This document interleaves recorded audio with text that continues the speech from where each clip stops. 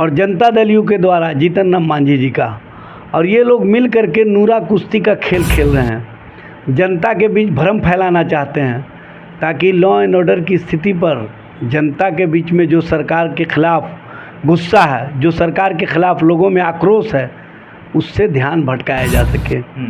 और दोनों ट्वीट का खेल खेल रहे हैं। सच और सच्चाई ये है कि चिराग पासवान बिहार फर्स्ट बिहारी फर्स्ट के प्रति ईमानदार नहीं है, और जीतन राम मांझी अपने परिवार, अपने पुत्र और अपने सत्ता में बने रहें, इसी के प्रति ईमानदारी दिखाने का काम करते हैं।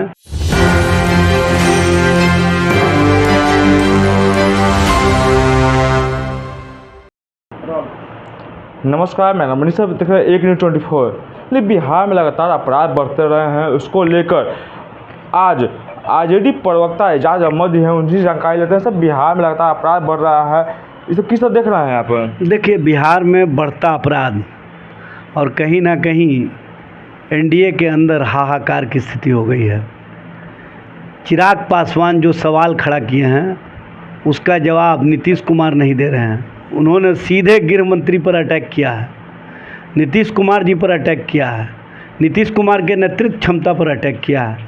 नीतीश कुमार के द्वारा जो कहा जाता रहा है कि न किसी को फंसाते हैं न किसी को बचाते हैं, अपराधियों पर हम डायरेक्ट कार्रवाई करते हैं, उस पर उन्होंने सवाल खड़ा कर दिया और पूछा है कि आपकी पुलिस कैसे काम कर रही है, आपकी व्यवस्था कैसे काम कर रही है कि बिहार में हर दिन अपराध की घटनाएं हो रही हैं। और उस पर जवाब कौन देते हैं? जीतन राम मांझी। मैं तो पहले ही बोल चुका हूं कि भारतीय जनता पार्टी के द्वारा चिराग पासवान का इस्तेमाल किया जाता है और जनता दल यू के द्वारा जीतन राम मांझी जी का, और ये लोग मिल करके नूरा कुश्ती का खेल खेल रहे हैं।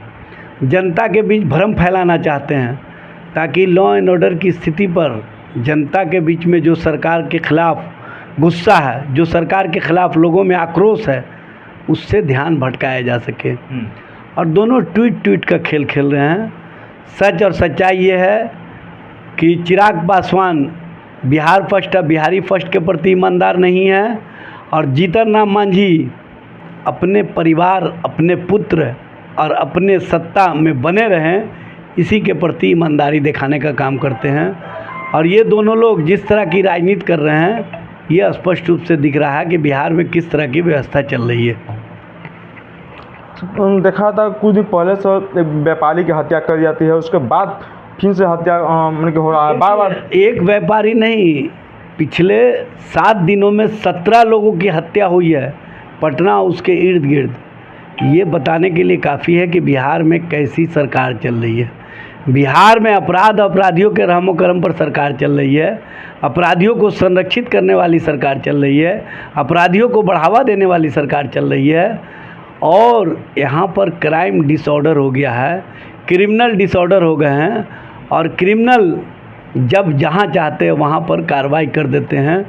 और शासन और प्रशासन को कहीं ना कहीं सत्ता में बैठे हुए लोग जो अपराधियों को संरक्षित कर रहे हैं, वो लोग कार्रवाई करने नहीं देते हैं, पंगु बना दिया है।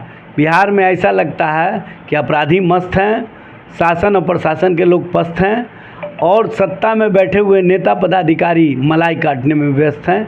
ये स्पष्ट रूप से दिख रहा है। बिहार में जिस तरह की स्थिति है, इससे स्पष्ट होता है कि बिहार में सरकार का इकबाल समाप्त हो गया है। नीतीश कुमार को अब उनके ही गठबंधन के लोग घेरने का काम कर रहे हैं। नीतीश कुमार के लोग जो कल तक सुशासन सरकार देने का दावा करते थे, उनका सुशासन का ढोल फट चुका है, और अपने ही लोगों के द्वारा कहीं ना कहीं उस सुशासनी ढोल को लोगों के बीच सामने ला करके बताने का काम किया है कि ये ढोल पोल खोल है, इसके अलावा कुछ नहीं है। उसके बाद अंतिम सवाल करेंगे सर। सरकार में बैठे लोग सभी कह रहे हैं कि जो भी दोषी होंगे कई से कई कार्रवाई की जाती है सर। भाई, सरकार में बैठे हुए ही न चिराग पासवान है कि सरकार के बाहर के हैं, कैबिनेट मंत्री हैं केंद्र के, इनको तो चाहिए जा कर के बोले नरेंद्र मोदी से कि बिहार में जंगल राज नहीं महाजंगल राज की स्थिति है, और इससे निजात के लिए आप नीतीश कुमार से छुटकारा लीजिए। और नीतीश कुमार को चाहिए कि चिराग पासवान ने जो सवाल खड़ा किया है उसका जवाब दें। अब इनके पास कोई जवाब नहीं है। और बयानवीर कहाँ चले गए? जो जनता दल यू के बयानवीर नेता थे, हर बार आकर के बड़ी बड़ी बातें 2005 के पहले उन लोगों का क्या हो गया? मुंह क्यों बंद हो गया? अभी तो 2025 में जो हो रहा है उस पर इनके ही सहयोगी कैबिनेट मंत्री भारत सरकार के सवाल खड़ा कर रहे हैं, इनके पास जवाब नहीं है। बोला जाता है ये भी कि से पहले जो है सीएम आवास से ही क्राइम होता था, अब जो है अब बताने की आवश्यकता नहीं है किस तरह से फंसाने और बचाने की कार्रवाई होती है, और नीतीश कुमार से ले जाकर के एक अन्य मार्ग में मिलाने की बात होती है, और मिल कर के किस तरह से 200 राउंड गोली चलाई जाती है, ये भी लोग देख रहे हैं। लोगों को पता है कि किस तरह की सरकार चल रही है।